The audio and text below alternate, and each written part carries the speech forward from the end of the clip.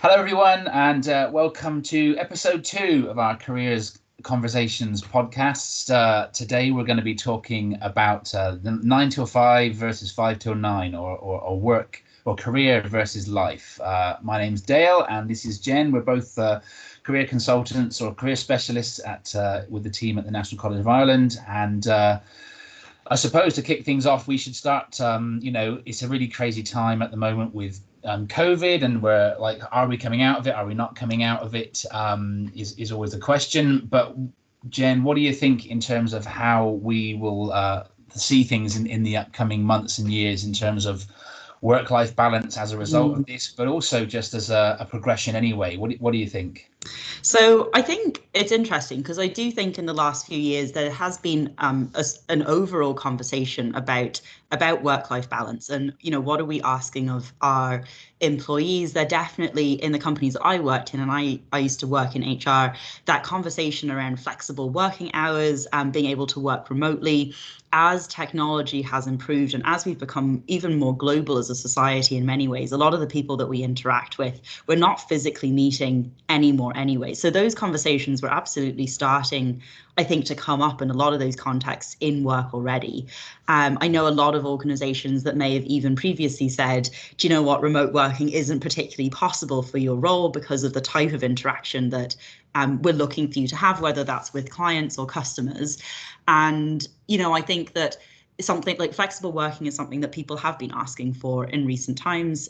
We all know that things like childcare are quite costly. So not that I'm sure anybody's had a particularly great time working at home with 3-year-olds running around the place. And I'm sure Dale can attest to that. But there is an element of flexible working hours and that flexibility that I think people are starting to ask for. And in a way, I think COVID has been an amazing push, or has put some pressure on employers to actually make that possible for their employees. So I think that a lot of people probably overall, and if you look at stats and things like that, a lot of people are quite happy working at home. There's obviously people that would prefer to be in the office all the time, and there's some people that would prefer a combination. But I do think that, as we go forward, I don't think we're going to be going back to the way that things were in terms of that kind of very rigid working requirements. I think that we will be more flexible with our hours, with our times, and as more industries adapt to that, our kind of service hours will adapt as well. And one of the things maybe that's a fear of that is, well, if we can work remotely and we start being able to get rid of our commuting hours, do our working times change, and therefore our working hours or our times that we're expected to be on call between a team, do those suddenly extend? And that's a reality as well that we might have to think about. So yeah, I think a lot of things could change. It's impossible to know, but I think we're probably heading in a pretty changed direction in terms of that flexibility. Yeah, and I think that's something, as you said, from when I was, even back when I was recruiting and talking to people there, like the work-life balance thing was something that came up repeatedly, and it where you used to see, the top salary for a specific position, and you kind of get war between they're being counter offered and this sort of thing go ahead. Yeah. It really did start to come into the mix quite a lot, where they'd be like, well, we can't do anything on salary, but we can do things on remote working and work-life balance. And this is kind of what we do. And I saw companies, there was one company, a tech company that I was working with, and they had a time on, I think it was Friday afternoons, where they just said, part of our thing is we just down tools and everybody works on their own personal projects, whatever they're trying to achieve, whatever they want to do. And this was sort of something that people were trying to give feedback into people's kind of personal lives and this sort of thing, which was a really great thing. And I think the whole work-life balance thing, certainly for me anyway, was, although I knew exactly what it was, and it was something that was I completely understood what it was and knew it was valuable, I didn't really get how much of a game changer it was until we started doing this remote working. And suddenly I realized that full-time remote working, it's very different than the odd day at home, Right. Absolutely. And it changed things so much. Like, and it wasn't until I kind of started doing the maths and I said, like, I'm actually getting 3 extra hours at home now. I'm 3 extra hours of my day is now come back. It's like an hour into work, an hour back, and then an hour for lunch is all Yeah. stuff that I can actually be at home for, rather than, kind of wandering around the IFSC, just wondering where I'm going to spend all my money today or going into the gym or whatever it was. It was just like I'm actually at home, and it just changed how things were. And for me now, I've kind of looked at it and gone, my goodness, like that is actually a big game changer in those terms. And it's obviously, as you've said, there are some companies and some roles, I should say, more than anything, rather than companies. There are some roles, I guess, in every organization where you just can't do it from home. You have to be in work. And that could be because your job is physical, you can't do it remotely, you have to be in front of a person, or it could be maybe your job is to do with something that requires a higher level of security than what you're able to kind of guarantee at home. So there could certainly be a massive wedge of people that still have to go in. And this is something, that we do have to kind of look at. One of the things that we're talking about at the moment this week for yourself and also next week for myself was we're going to be talking about the career planning side of things for the students we're working with. And there is, this is now becoming something that factors into what you think about doing for a career, what you think about doing for a job, as to what your kind of work-life balance will be. Like if you want to do something that, involves, I don't actually know what they would be, maybe something to do with like, data protection or security or something that means that you have to go in to your workplace versus something that you can do remotely. Is that going to alter the type of career that people change or people go for from now? And is that affecting maybe students as they're thinking about moving on in their subjects? Are people thinking about maybe doing something different now? I wonder what that kind of and I think it's it's a huge question around like company culture as well. And I think you'd always talk about when you're trying to persuade someone to come into the company about this culture, but the culture is so much tied into what office life is like and how it is to work with people, and that entire dynamic shifts when people are working remotely and working at home and not together. So does that working culture, as long as you're not stressed about a manager who's constantly micromanaging you, or your job is so vague because no one is helping you figure out what you're supposed to be achieving, does that culture element of it just become not so important anymore? And then do we, again, in our career planning, rethink, well, what is it that we value, and is this something that we do have to take into account, or does it not really matter because it isn't that effective? I know what you mean. I'm wondering, as you're saying that, like in terms of the workplace culture now, I think, do you reckon, I mean, I can see it happening that there'll be an introduction of a new culture online or in a workplace, which is online culture. It's like how it is, and it's quite interesting because both you and I only really worked in NCI for about 2 months before we all vanished into the ether and started working from our bedrooms and our offices and our kind of basements or wherever we're kind of we've found a place at home to do. But now we have this kind of mix of our team, for example, the careers team. We are now in a different, like it's the same people. So we understand like the personalities make up a culture. But in terms of how we worked when we were at NCI compared to how we work online now, there's definitely two kind of cultures or two kind of methodologies or modes at play here. And I think that could be something that's quite interesting to see how that pans out in a lot of organizations that haven't had to lay off staff. They've retained the same team, but whereas they might have had a certain culture or workplace ethic or functionality that they were used to in the workplace, has that increased or is it decreased? Is this a new thing that we kind of look at now, is to try and analyze how we quantify the workplace culture to kind of like describe what our online workplace culture is like? That's definitely a thing. And I think, in our experience, probably I would say that since we've been offline, our workplace culture has become increasingly collaborative. I don't think we would be doing this podcast together had we still been in the office. And in a lot of senses, like I've worked on projects with, your kind of more tech IT team, than would ever have been likely if we had been in the office, I think. And, even working on things like Career Create and stuff like that, there's been a lot more of that effort to be collaborative in what we do and to be a little bit more strategic in how we create resources and how we use them, which I think maybe we didn't have in the office. So yeah, that adjustment in cultures is, and I can't speak for other organizations, but I guess that's something that will change quite a lot in terms of what people will think about. Yeah, no, I absolutely agree. And I think it's it is one of those things where you kind of now have to wonder whether it's an employer's market or an employee's market. Is this going to be like, I wonder how it will work, because you've got so many people right now that are out of work, having been laid off from the whole the coronavirus thing.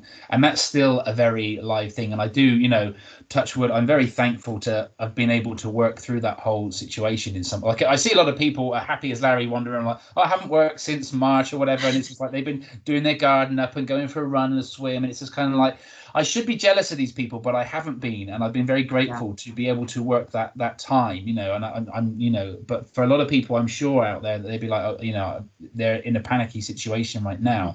And I wonder if the situation is that people will work any job to come back into to work, or would it be the case that now people are able to pick and choose whether they go to a job that lets them work remotely, or keeps them in that kind of old style of working? And I think, even talking about old style of working, is there that question as well of like, do employers need to switch their focus from like hours, just working hours, to working outcomes? And is that something that potential employees are also going to be looking at and saying, well, now I've had this experience of this work-life balance during COVID, and I realize that I can actually get my 5 hour, my 5 days, my 40 hours a week effectively done in 3.5 days at home. So am I now going to be looking for a job that really just asks for outcomes from me, rather than saying, well, you need to be in at 9 and then you're out at 5 and you're working that whole day, but not necessarily for a particularly good reason? Yeah. And there is this that kind of, this started to emerge more and more in companies before I left the recruitment area, where they were very flexible in this regard, and it was reflected in the whole idea of unlimited annual leave. This is something that kind of came out quite a lot, where they'd be like, you can take as much annual leave as you want. There's no requirement for you to have, like, be limited to 20 days or whatever. Like, you can take whatever you want, providing you get your work done. And that kind of then that caused more questions than it answered. It caused more problems. Does that make it more complex in a way? It did. And what you found was there was a big divide. We found, or certainly what I found speaking to people, was that the younger crowds, the younger people coming into work, really liked the idea of it. They were like, yes, brilliant, I really like this.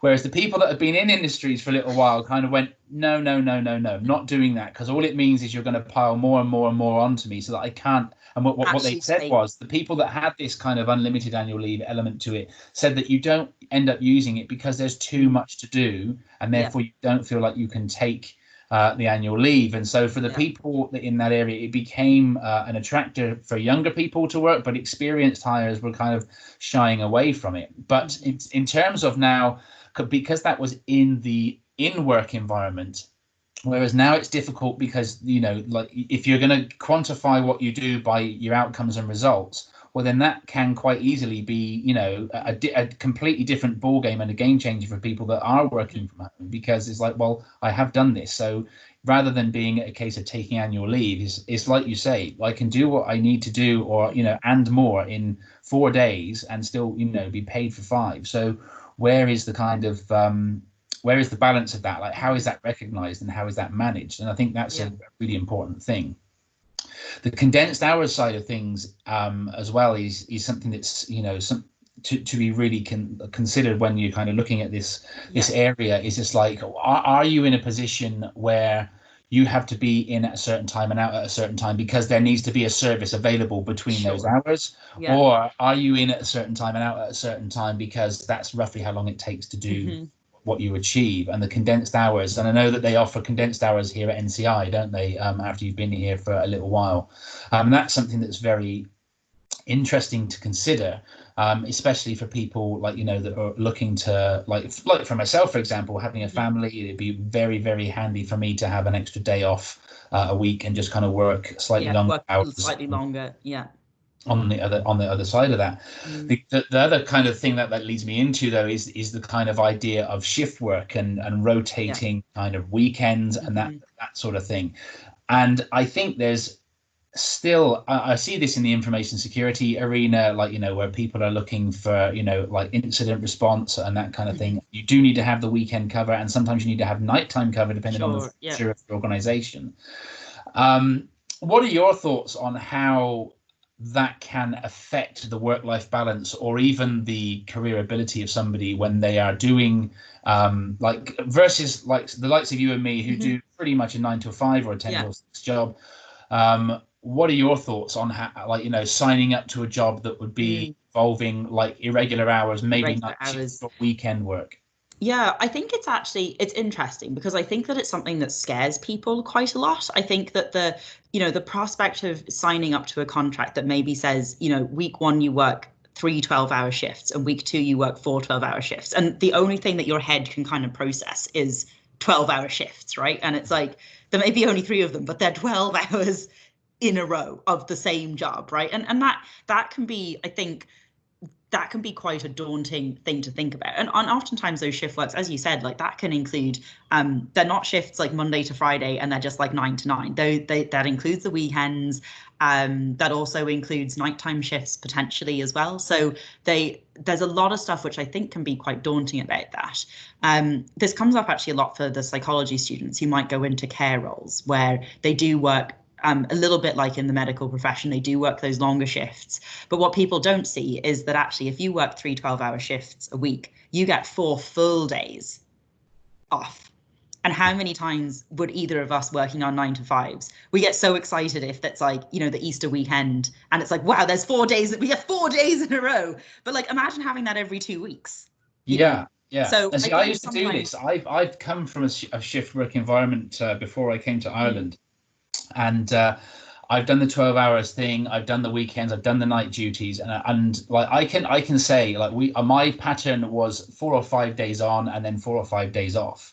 Yeah. And now that I only have 2 days off at the weekend, I'm kind of thinking to myself, what on earth did I do with those 5 days? Because like I missed them, like, in that sense, because it's like you could just kind of like, yes, it meant that all of your friends were like, unless you kind of only kept friends at work, it meant that, you only had you could only really meet people at a weekend very, very like, rarely, or it was an event if sort of like your shift patterns kind of coincided with everybody else.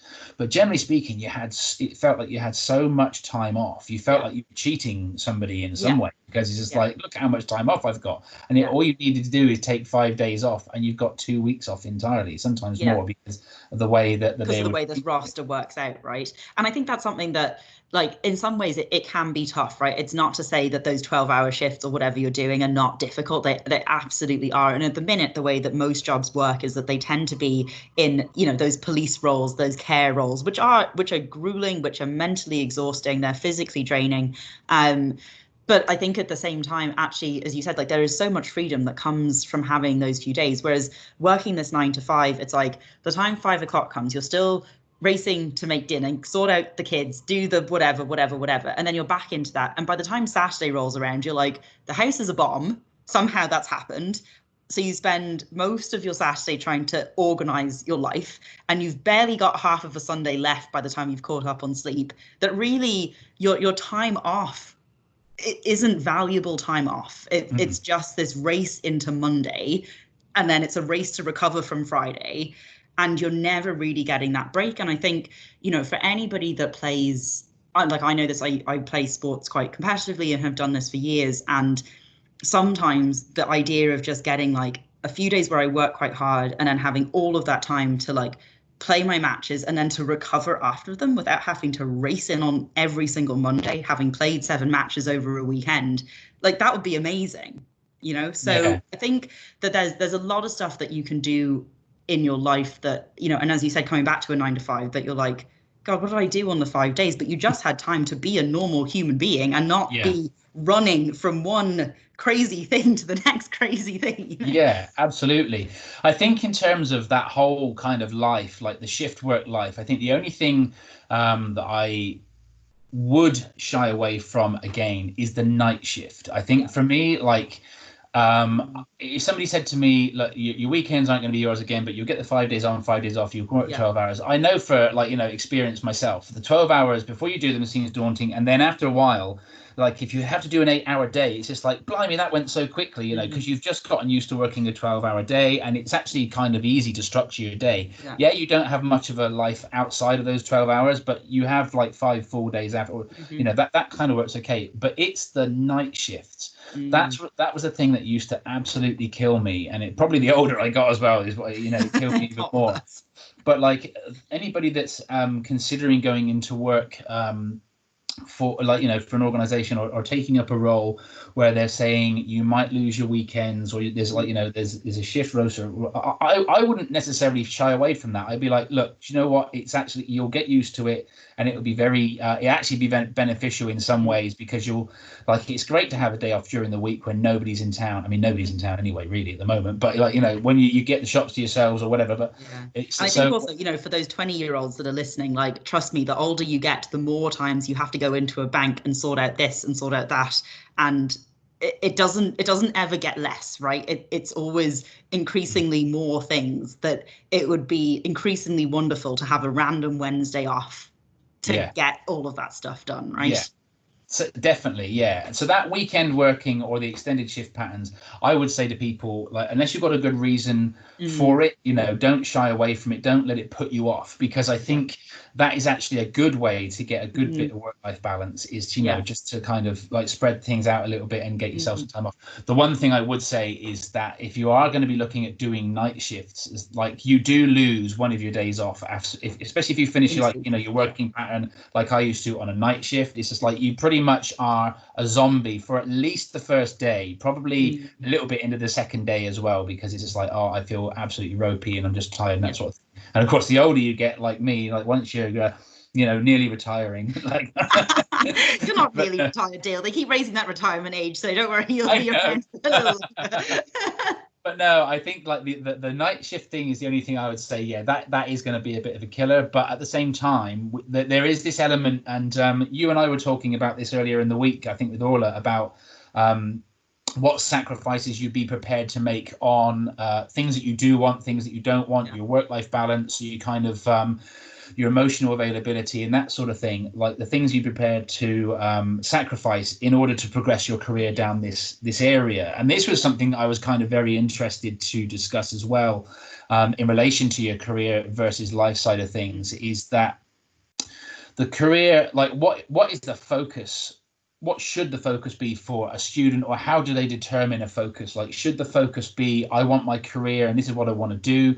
Or should the student be kind of looking at going like, well, this is what I want to achieve with my job so that I can have this life outside of it? Like, for somebody that's questioning like what to look for or how to prioritize their needs when they're planning their career and looking at the whole career versus life and the 9 to 5, like, what do we think that they should be kind of thinking along the lines of? What's the good kind of questions to ask? So I think actually I was just thinking there when we were talking about the night shifts, and you were kind of saying, like it was something that you'd probably really not go back to, but that kind of shift work is maybe attractive. And I was actually thinking, somebody that I know, and I think this is kind of a good career story, is that, he started doing a PhD in physics. He ended up not finishing it and just taking the master's, then went to work in a betting company, which was a 9 to 5, basically just doing kind of modeling for like gambling stats or whatever it is. I get a bit confused, but essentially that's what it was. And then ended up taking this job that's a nighttime shift job to create models and manage the betting in the American market. So that obviously is at nighttime because all of the American sports happening in their evening. So they're, you have to be up at 4 a.m. to do this stuff. And this is a job that, when I remember when he was applying for it, he was like, there's this amazing job. I love it. It's basically watching sports that I want to watch anyways. But the problem with my 9 to 5 job is that if I stay up until 5 a.m. watching American football, I then have to get up 2 hours later to go to work, Whereas if I could just do that as my work, then I can go to bed like a normal human being. So, you know, in that case, it was kind of like, God, do you miss out of that? And as absolutely as you said, when you work those night shifts, you kind of lose the following day and a half in a sense. So that was absolutely a consideration in like, do I take this job? But I think there was that trade-off in thinking about it that was like, well, I can stay in this company that I'm currently in and keep going down this trajectory, work in this big organization, work my 9 to 5, eventually maybe get a promotion because there's, 25 of us at this level and then one manager. So you're kind of limited in terms of progression. I could also potentially go for this shift job where I get all this time off. I get to watch the things that I want to watch. There's huge benefits in that. And then the reality is at the end of it, I become the only person in Ireland with expertise in those particular sports and those betting models because no one else is staying up to do it. So my career potential as an expert in this particular area, I become infinitely more valuable than I would be. So even if the night shifts don't turn out to be amazing, if I do this for a year and a half, I have this experience which is incredibly unique to me, and it's something that no one else really has. So in that sense, I think in the end, when we were talking about it, he did decide to take the job because that trade-off of how do I progress my career was kind of like, I can kind of sit through here and do the regular fight with everybody else, but I actually want to make loads of money. I want to be successful. And I want to be hired into a senior role. So do I take that risk? Right. And a lot of the time it's about assessing, am I willing to take that risk? Am I willing to sit through something that's potentially not great for a little while to get out of it? And am I willing to actually keep an open mind and find that this is maybe the best job ever? And like, he's been in this job for 3 years and the rest of us find it absolutely insane that he still works nights and we don't understand how he does it. But for him, he's like, this is the best career decision I ever made. So it's about keeping that open mind, even though when he went into it, it was a bit of a temporary solution, you know? And I can vouch for the permanent nights thing is different as well to somebody that has to alternate their shifts, because like we would have had to alternate shifts, but we did work with some people that had managed to kind of get away with doing just permanent nights, and the difference in these people was big, remarkable, you know, and that all the health complications associated with shift work and night shift and that sort of thing, they are mainly tied to the variation of it, the working a night shift, then working a day shift, then working a late or an early. It's that switching constantly, right? It's a little bit about how they talk about those health consequences of people, maybe even people that work in international businesses and they're traveling all the time and they can't like fix on a time zone because they're just like constantly zooming around and don't know what schedule they're on. You know?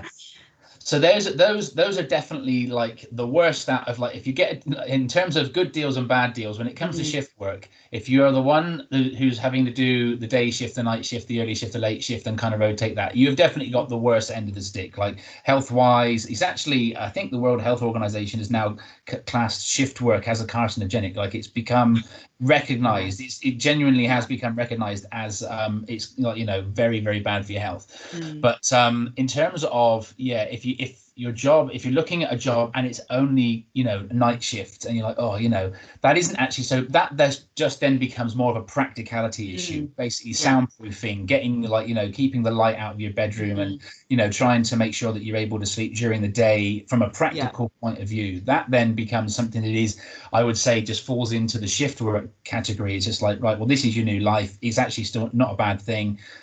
Just, you know, don't shy away from it necessarily because of that. But the sacrifice thing is definitely, you know, sacrifice to get somewhere, especially if it's a short-term goal, definitely, you know, can pay off in that sense. And I think a lot of people, when they're starting out in a career, there's an underlying acceptance, I think, in a lot of people. It's just like, I'm going to have to do the hard work, the dogs, but the stuff that aren't the non-attractive things in this particular field, I'm going to have to do these for the first few years just to basically, you know, earn my stripes, get ahead, get what I need to get, you know. I think typically, and this is where it's often, you know, very well recognized and very well rewarded, I think of like the big four and the consultancies and this sort of thing, where we know that if you work for Deloitte, PwC, KPMG, or EY, these guys, like you know that you are going to be working. You're probably not going to start at 9 o'clock. You're probably not going to finish at 5 o'clock. No. You are going to be working and working and working and working. However, the payoff to that is, as soon as in a recruitment setting, and I don't know if it's the same for you in-house, but certainly for me as a recruiter, if I see somebody that's got 2 or 3 years in a big four company, I'm like, oh, okay, this is going to be an easy person to place. Yeah, because no, everybody in-house would be exactly the same. It's like almost like, great, they've done that, they've passed, they've got their promotion to whatever associate, within like the time frame expected from graduate to this, to this, to this, like basically tick box, yes, right? Yeah. Yeah, it almost becomes like the next part of education, like you kind of you do your high school, you do your college, you do university, and then it's kind of like in the workplace. And it's just like, if you go to a big four and do that kind of thing, and it's not just the big four, I'm just using them as an example because they're very well known, but you kind of know that if somebody's been there for a little while, it's standard. This person knows how to work. They got good customer facing skills. They're trusted enough to be put in front of a client. They've got like best practice in all of the different areas, right? Because those companies have, as consultancies, their reputation is on the line. So they're not going to let you progress unless you're able to do those things, right? Absolutely, yeah. And I think that's another thing to kind of that is this kind of thing to bear in mind is it for some people it isn't even a sacrifice. No. For some people that's what they want to be doing because they are so focused on their career, and career is what they want, knowledge is what they want. So for a lot of people that are working like 8 o'clock in the morning till 10 o'clock at night, or whatever you happen to end up working in these kind of roles, it's not a hardship because that's what they want to do, and they know it's only for a short period of time, or even if it's not for a short period of time. Some people are. But it might just be their way of working. And I think when we've talked about career planning, right, we've talked about that there is those your different personalities. Like that is, I would hate that, but I have always been just consistently just like keep going at a reasonably high rate, but it's not peaky and trophy. And I don't even like drinking caffeine because I'm like, oh my goodness, I will get a slight buzz off of it, and then I'll have a slight, so like I'm sort of terrified of the anything above the like regular sort of level. But like my sister's the complete opposite, and her ideal of an amazing week is where she works until 3 a.m, gets up the following day at 6 to keep going, and then goes like an absolute maniac for a week, works through the full weekend, and then at the end of the second week the boss is like, great job, everybody. We got it over the line. Everyone can have the Friday afternoon off. And I'm like, you did all of that for a Friday afternoon off? Are you insane? But that genuinely, she gets such a buzz off of that and loves it. And probably talks about it during a Friday afternoon off. Yeah, exactly. And then like hangs out with all of her teammates on the Friday afternoon, talking about how great they are at succeeding at delivering the project. So it's like, but that's just, she's driven in that way. Yeah. And works in that way. So that absolutely works for her. Whereas me in that role, I would hate every single second of it and be so resentful of the fact that I had missed whatever thing I'd had planned for the evening and was up until 3 and then felt crap the whole week because I didn't get enough sleep. Whereas for her, that's such a drive of like, I didn't get any sleep and I did it anyways. Yeah.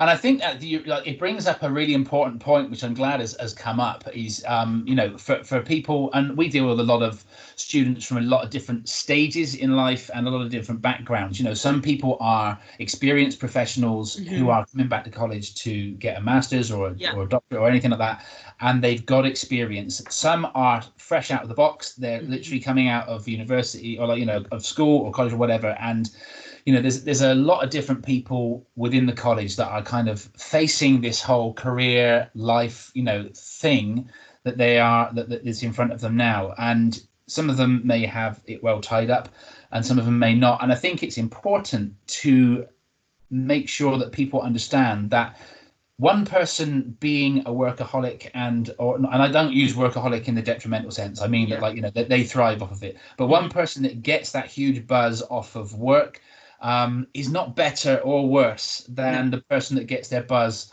off of life. And I think one of the best things I ever heard anybody say in regards to this is I think it was Jordan Peterson, somebody I heard say this, and he said, don't ever compare yourself to somebody else. he said, compare yourself to yourself a year ago, or yourself. He goes, to try and compare yourself to somebody else is a horrible comparison. You can't be like somebody else because you're not that person. Whereas, how were you? Have you progressed? And are you progressing, and are you moving in the right direction compared to where you were a year ago? And that's how you should kind of judge yourself.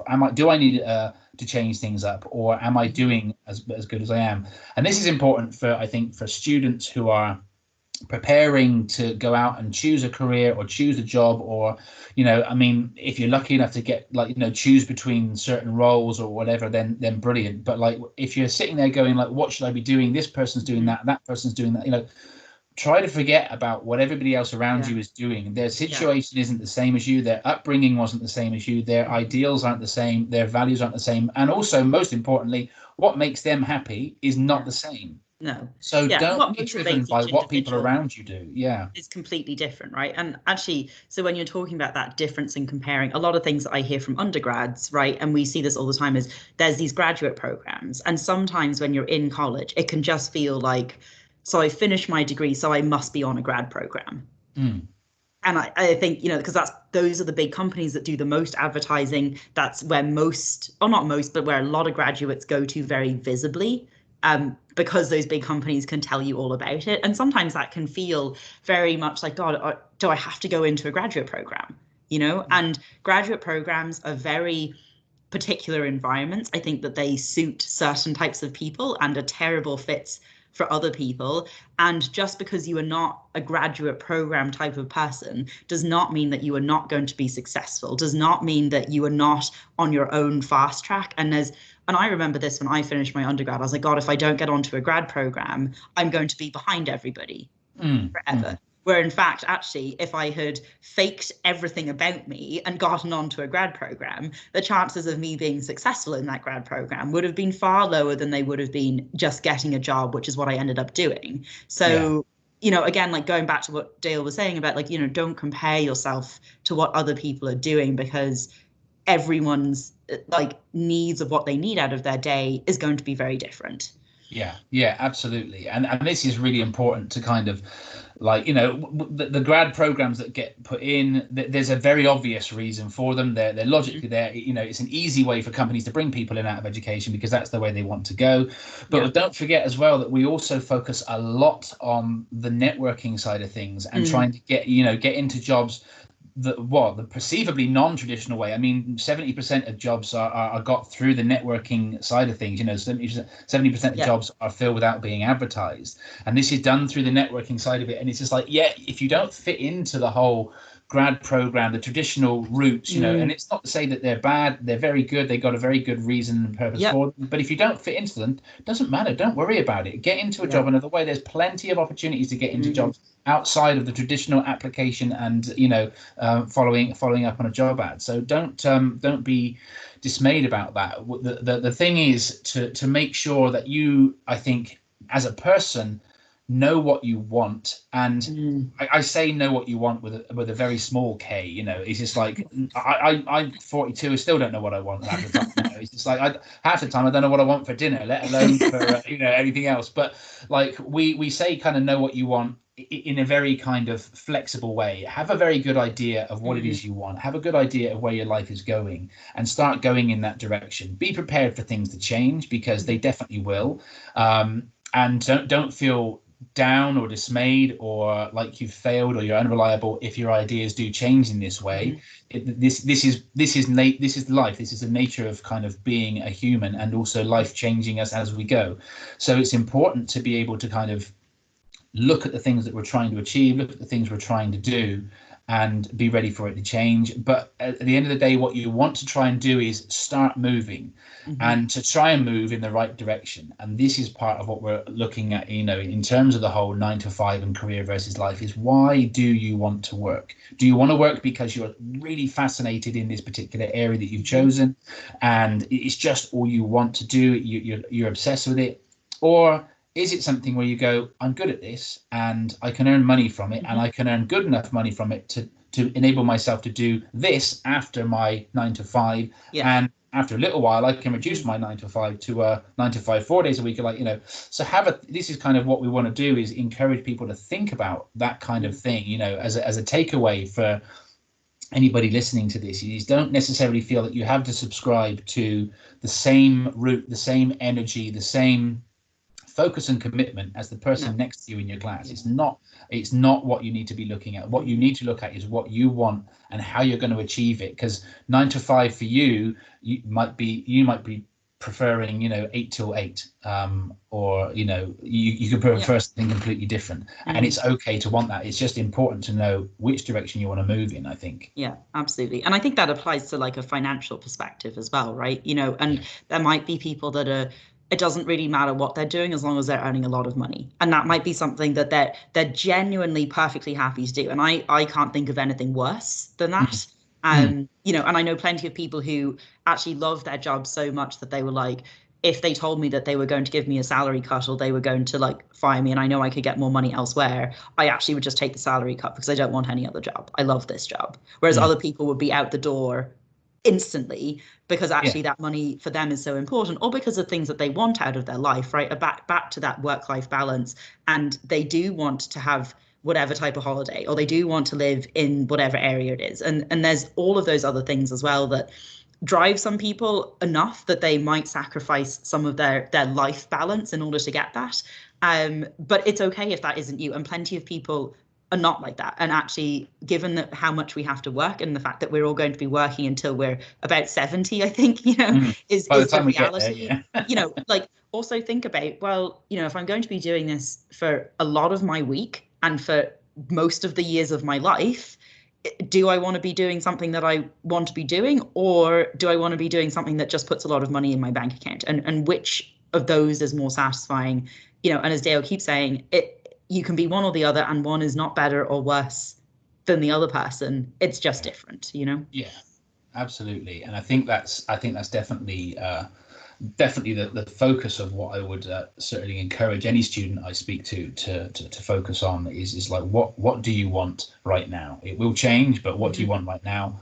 And that's the best thing you can kind of look to do. And I would certainly seek advice from people, speak to people who are in the industries that you're looking to getting into. Speak to the people that are kind of already a few years down the line. Speak to the people that were on the course before you, Speak to the people that are like, have already taken those first few steps. See what they're saying about it. Pick people that are as similar to you as you can. If you just if you share anything in terms of their opinions or their ideas or their ideals on things, and see what they say. And I think that's a really important thing in terms of your progression. And this is one of the things that's going to come up, or I'm going to bring up when we're doing our career planning thing next week, is like, if you're joining a company, especially if it's a big company, make sure you touch base with the people in there to find out how you can get the most out of it for yourself and for your progression. There's no better person to advise you on that than somebody that's already been there, that you kind of gravitate towards, because you'll find a common ground. And we kind of have this thing, like, everything's changing for everybody at the moment. We're all in the same boat in terms of this whole work-life balance that we're talking about right now. And I would say that quite a few people's opinions and ideas on what they actually want out of life has probably changed. I'd say there's probably been a more widespread change of priorities and desires over the last 6 months than there ever has been in the history of the workforce. And I'm probably, I don't know if I would include certain movements and rights and things in that, but I would say that there's certainly more right now, loads of people going, actually, I don't want this anymore, or and I'd say that there's going to be a lot of uptake on new courses, and people starting to do things that they want to do because they know they can do it from home. And like you were saying, they want to be able to make a certain amount of money, but their focus really is not about what they're doing. It's just, I need to make this amount of money, don't care what it is, because this is now what I want to do based on my work-life balance. So I would certainly say that if you're starting out with a new company, or you're looking for a job and you're just in the door somewhere, definitely get the advice of people that are in there and say, how do I get the most out of working here? Not from and I don't say it from a selfish point of view. Nobody likes the person that comes in the door straight away and goes, what can I get? Gimme, gimme, gimme. You've definitely got to be in there to work and to give as much as you can and to show them why you're of benefit. And that's a really important thing. But certainly you should be having the conversations to say, what should I be doing in this company? If you're working in, I don't know, Google, like, speak to somebody that's been there a while and say, right, what do I do to get the best out of being here? How do I make myself the most useful? And also, what should I be doing? Is there any advice? What goes down well? Like, a lot of things, these things you probably should be asking in the interview or ahead of time, in your research before it. But certainly, even when you're in the door, how do I get the most out of this job? And this company. How do I become an effective employee is essentially the question, right? How do I become the most valuable person in this building, in a way, right? So that I can give the most that you've hired me to give, but then also I'm getting stuff out of it. And I think it's also really important to just on that note that, like, there's going to be plenty of jobs, and I'm sure, like, Dale, you've had them, and I definitely have had jobs like this where they don't go as well as you hope that they're going to go, and that you maybe come in and the job spec looks like one thing and the opportunity looks like something. And then for whatever reason, whether that's business reasons or personal reasons or whatever, it just doesn't work out the way that you had hoped it would. And I think sometimes it can be very, depending on that ending, sometimes you can be very quick to be like, God, that was just such a waste of time. But actually, it's really important to go back and say, well, every single experience that I've had is valuable, and to really go back and pick out, well, what did that experience teach me maybe about myself that I didn't know, about the things that I value that I'd never thought about.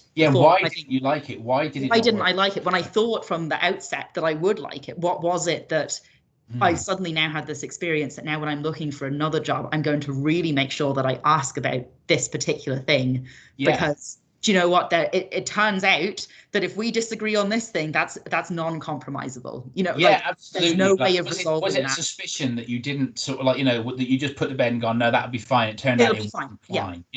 Was it the case that you were wrong? You may have known. Should you listen to this? It's all a learning curve. They look at people. There's a statistic about how many times people change career over their lifetimes. I think it's well understated. I think people probably change a lot more than what they say they do. But I think it's important to be able to learn and progress from that, from your previous experiences, whether you've done very well or whether you've done badly. There's always a lesson to learn, and always something that you can use to add to your focus for your life and enhance it. I think the biggest mistake you can ever learn is just to stick rigidly to what you said you wanted to do when you were XYZ age and go, this is me, because that's where you think your identity is. It's definitely not. Your identity is in you now. You're only as good as your last game, and this is the same thing that you apply to your career. Like your career and your life is like right now. Whether you're a bit tired of this or a bit bored of that, or blah blah blah.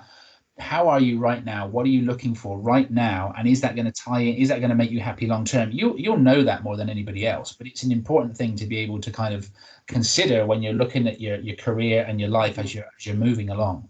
Yeah, definitely. And I do think, even along those lines, it is, I think that in my head growing up, I came from a school system that was extremely overachiever focused. Almost all of my friends went into Ivy League schools. It was very, you've got to be successful and you're going to have $1 million a year by the time you're 27. It was that type of environment.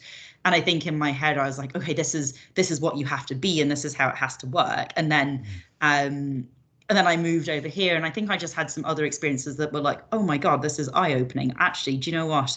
I will go to work, but I really want to go to training after that. And I'm not going to work an extra hour and miss training for no particular reason. Whereas when I leave on Friday, they'll hire a new me by the following Friday. So me sacrificing that bit of my life that makes my life worthwhile isn't really worth it. And I think a lot of the time I almost had this guilt that was like, I'm not living up to this like work, make my millions. And like, trust me, NCI doesn't pay me $1 million a year to give career advice. It doesn't?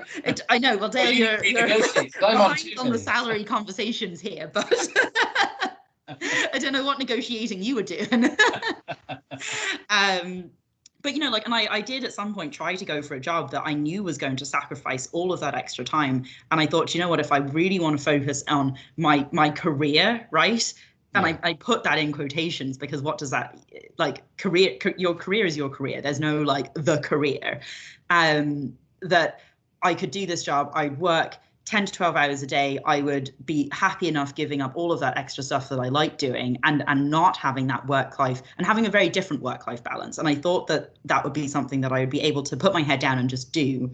And it turned out that it was not worth it at all, because actually inherently as me, I don't think I will ever want that. I don't think that I will ever go back to a job where I have to give up that much of my life in order to do my job. I'm not interested in doing it. And I think I cannot see any situation where that changes unless there is a very heavy financial requirement that has something to do with a family member needing more money. And that's a very different situation, right? But I think be careful about making those changes about what you think you should be, or how someone else thinks you should be, and what you should be earning and where you think you should be progressing, into the decisions that you've already been made and been happy with. Yeah. It doesn't work out. If it doesn't fit, it's not going to fit, and it is not going to last. Yeah. Yeah.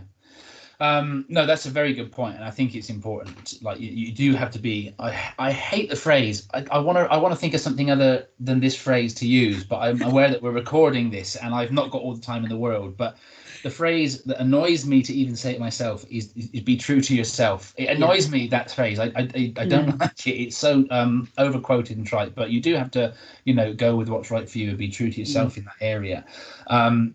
Well, in all areas really, but especially as we're talking about the whole work-life balance and career versus life today. But I think one of the things I was going to ask, and I don't know if it's a good idea to finish on this, in terms of whether you're working long hours in a job, or whether you're working, part-time, or whatever you're doing in the career versus life genre of conversation. Do you have any tips or anything that's worked for you in trying to kind of make sure you've at least got the most out of your life and your work? Is there anything that you would like to share with the students in terms of what can you suggest to somebody to make sure that they just enjoy a good work-life balance, regardless of what hours they're doing, or whether they're doing a shift pattern or a weekend? Like, what has worked for you to make you feel like you've got the most out of both? I've gotten the most. So I think, so I wouldn't be like a New Year's resolution person. I don't set them. I just think they're very impractical. But I do kind of believe in having sort of like yearly goals, in a way, of things that you think that you'll achieve by the end of the year. And it's not that those are hard and fast goals, and it's not to say that more of them won't come up as the year progresses.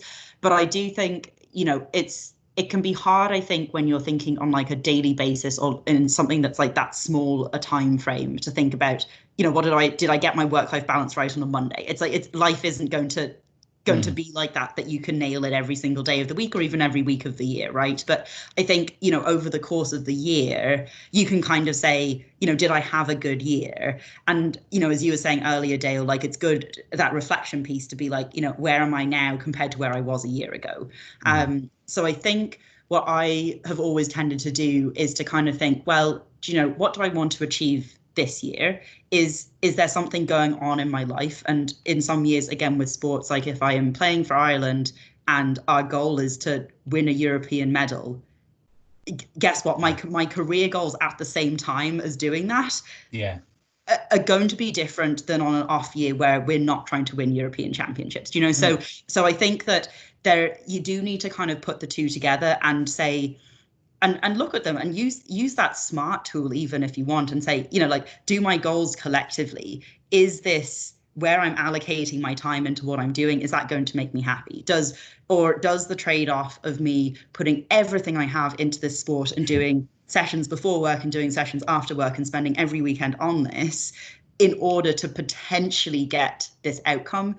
I know that I'm not going to be spending extra hours in work trying to achieve my A *++ super performance rating, but am I okay with that because I do these other things? And I think that if you think about it in a year-long context about where you kind of want to get to, I think that can help. And then you can say, over the course of the year, did I get this balance right? And how does that end up kind of on a daily? So like, because I think very highly of people that kind of have a goal, like it's a year-long goal or whatever, to strive towards something, and that's, and I guess I do have them in certain areas of my Yeah. life. I'm kind of trying to achieve this or do that, and like I need to get this done within the next year, or I need to have that done by, like, 1 or 2 years, and I can point to things like that. In terms of for yourself, then a weekly, I don't know, even daily maybe basis.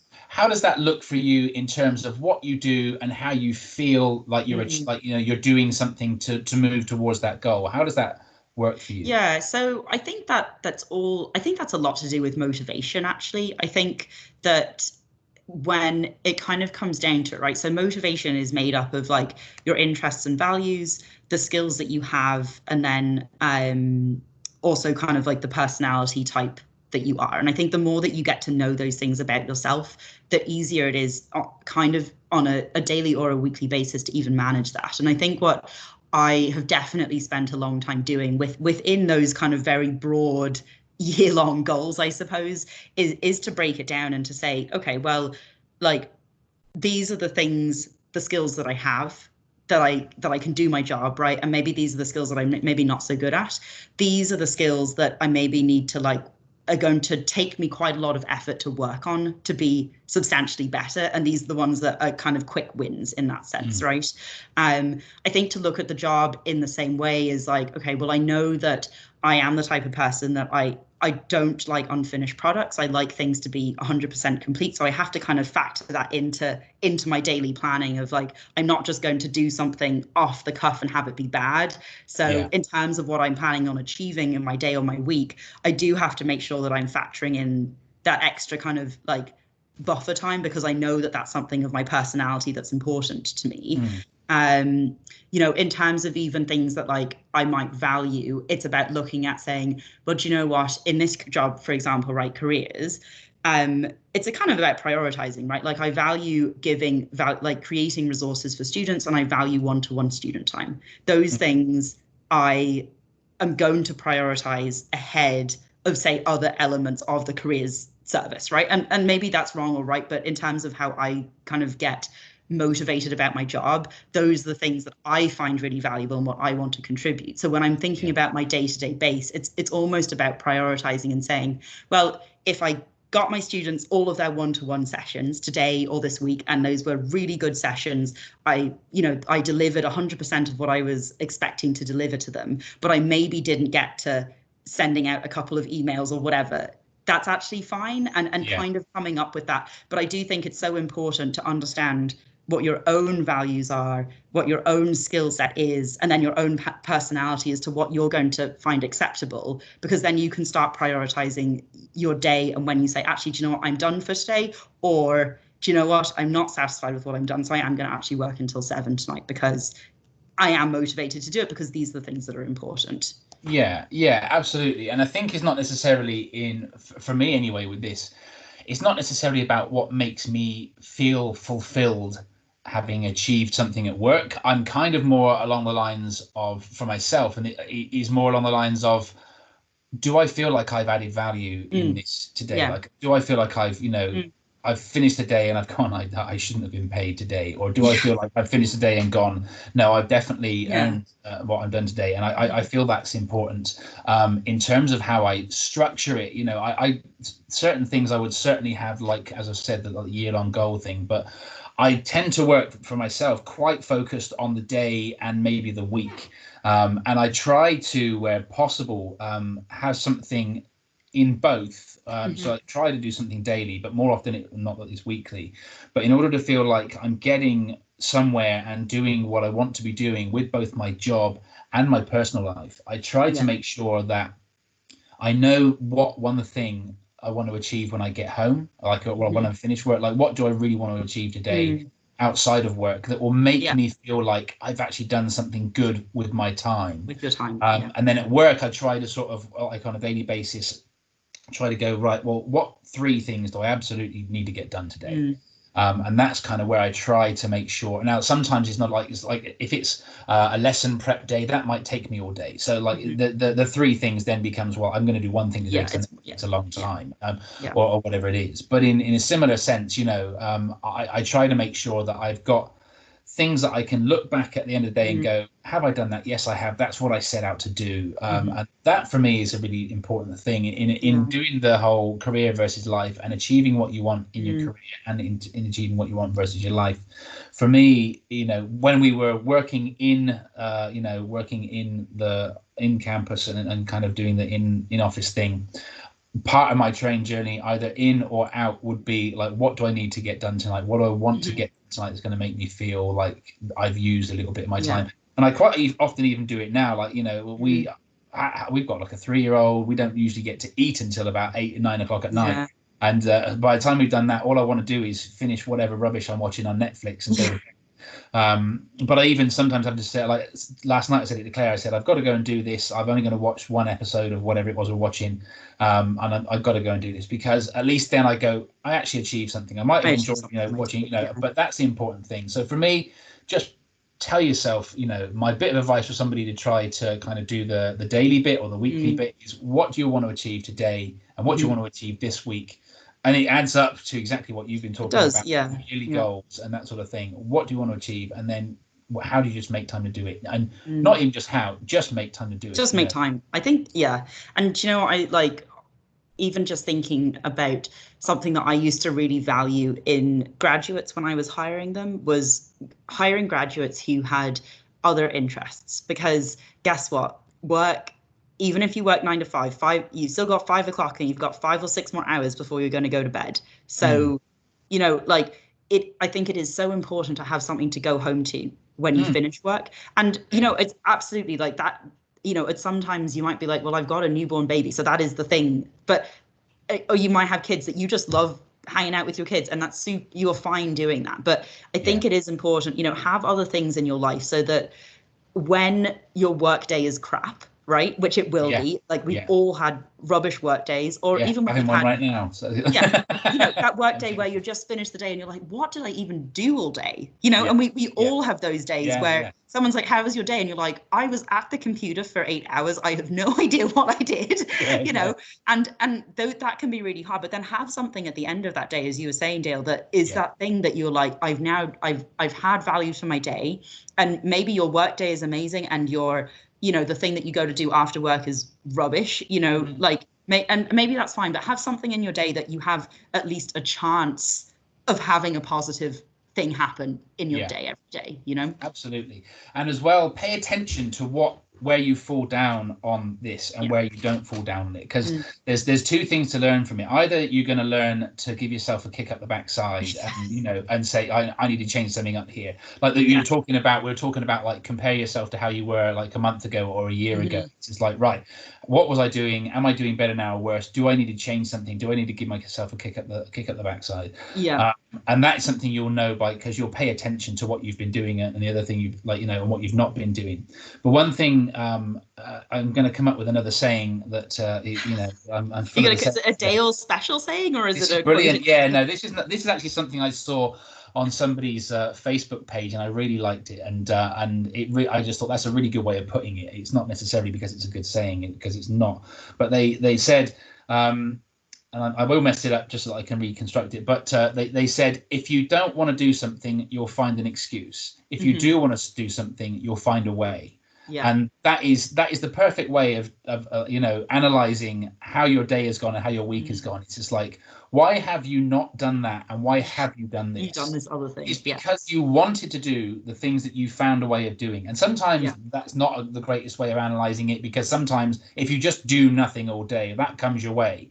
And it's not necessarily because you didn't want to do something, but you'll start to know the things that you really enjoy, the things you find that you're good at, because you'll find a way of doing it. Like, you'll make it happen. You'll either make an excuse or you'll make it happen.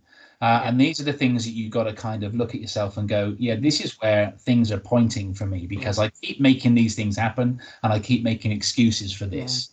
And sometimes we do make excuses for things that are good for us and that we do want because they're hard. But, a lot of the time, I think it is a good way to kind of look at what you want, but in terms of what do you tend to make happen and what do you tend to make excuses? And I think that, like something that I learned, I took 6 months off from working, and that's, you know, a lot of people are going to be in the situation where they're not working at the minute. And sometimes you're like, oh my God, what am I going to do with my day? And I actually there's a million tracker apps that you can use, but I basically put one down and I kind of wrote down a huge big list of the things that I was either like, I love doing these things, or these are things and that I make time for, right? And I do with frequency, and it's quite easy for me to kind of actively do them. And there's this other list of things that I know that I have liked doing in the past. I've really loved doing, and for whatever reason, I just have stopped doing them. And you know, and maybe that's a time thing where it just is like, oh my God, it's just too much brain energy to go and try and, like, learning the piano was one of them. Right. There's a piano in the house, but you know, like, it was one of those things I was like, I actually, every time I sit down at this, I love it, and I considered it for hours. But the problem is that me moving the 5 steps from where I'm sitting now to the piano is really, really difficult. Right? Yeah. It's a really hard 5 steps to move. So I used an app where all that I did with it wasn't like a reminder of goals or anything. It was just a like, here's all of these activities and plug in if you did them every day. So all it was a bit of a checklist. Did I get to this thing? And what I started working out was, these are the things that I do get to frequently, but it made me a lot more conscious of the activities that I was like, I do love this when I remember to push myself to get to it. And almost having that app that said, you didn't play the piano today, I was like, oh yeah, I should play the piano because I love playing the piano. I just am really bad at getting to the piano, you know? So sometimes even like, or in my case, it's about taking all the toys and stickers off the piano before I can get to it. Yeah, exactly. Yeah, it's like I have to clear the piano, and that's a whole lot of effort. So maybe I should just change my routine that the piano doesn't need to be cleared, you know? So I think you can use technology and use those little apps like that to help you work out, well, what is actually important to you, until you kind of get into those habits of figuring out how you do want to spend your time. And then, as you said, like, things will drop off and things will come back. But I do think it's nice to sometimes have that, like, that little checklist. And sometimes if I had like a long day, I didn't feel like I'd achieved very much. I'm bad at the piano, so me spending an hour on the piano means a lot of improvement very quickly, right? So it's kind of like, it's a nice scalable, I've achieved something today because I did this thing that I really enjoy doing. And even if everything else didn't really work, it's hard to fail miserably at learning a new instrument that tunes itself, you know, right? So absolutely. No, and I think that's a great thing to kind of to bring up, is that, you know, nothing comes easy. Whether it's, you know, we tend to think that what you need to work at is your job, but you don't. You work at everything. You know, you work at your work-life balance, you work at your job, you work at your home life, what you enjoy, what you don't enjoy, and I think that's important to make note of. Is that no matter what you want to do, it's going to take effort, but it's important to come back to. But that's really cool. Okay, well, is there anything else we need to talk about in this? Is the career versus life and the 9 to 5 thing? I'm trying to think if there's anything we haven't covered. I think we've covered a lot. I mean, I know we started from a very sort of global perspective of where is the world of work going, and hopefully the end of that discussion kind of talking about things that we do to make sure that, you know, I think it is important, you know, like work, it's very easy to have goals because oftentimes someone's telling you what your goals should be, you know, and there is a measurement there. But I think no one's telling you in your life about what to do in your free time. And, you know, no one's assessing whether you did spend 2 hours a day with your 3-year-old, and there's no like performance bonus if you did it, you know. So I think sometimes that can be the harder bit to manage, and sometimes the bit that we don't spend enough time thinking about ourselves and making sure that we get that time in. Yeah. No, that is important as well. Has your video frozen? My video's frozen. Yeah, the videos are frozen, so maybe that's a sign that we're done. It's the gods of Microsoft Teams saying, "Shut up, you know." Yeah. Okay, well, listen, I really enjoyed that conversation, and it's good to kind of compare notes on the area and to kind of realize how similar it is across the board, not just in my own experience. I'm kind of I'm really pleased for that. And relieved by that, Dale. Somewhat. So that's really good. Okay, well, so thanks for listening to that, everybody. If you have any questions on that area, if you want to discuss anything of that further, then please do feel free to get in touch with us, and we will we'll leave it there. Yeah, perfect. So yeah, you can pick up with us next week on Career Conversations, where I think we'll be discussing work, kind of career changing after 40. Perfect. Excellent. Right. Well, thanks ever so much, everyone. And thank you, Jen. Good to speak to you. Yeah, thanks, Dale.